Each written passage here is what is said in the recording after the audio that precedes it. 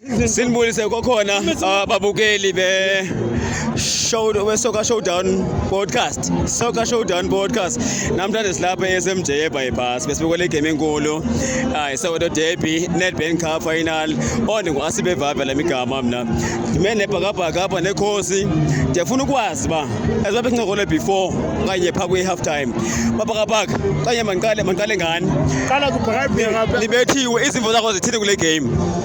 Uyabona mphulaphula wami iPirates idlalile yapha asinayijaja into eyenzekileyo anduzuthi sityiswe yipenalty bayenzeke bendishilo mina nathi yifinal iteam enzima lezodlala lapha eziteam ezodlala lapha yabo yabona ngowina kweChiefs ngoku ikhulile ngoku iChiefs at least eza cup zirusileyo yabona ngoyizaba khona into ekhoyo ngoku ekhaya ndiyayihalalisela mana amakhosi sixolile sinadathi basitheni ndiyayihalalisela amakhosi mna nangomso nganye imini yabona ngoamakhosi sebuwinile ngoku ayiAfrika ngoku okay bhakabhaka ndiyakuva khosi nali bhakabhaka lithi congratulations kuwe uthini khosi ngokufaneleyo ndilikhosi into yenzekileyo namhlanje kwenzeke iMiddles but wonke umuntu bethi icup iya kwaPirates but ngokutshintsha kwacoach etshintsha iplayers zam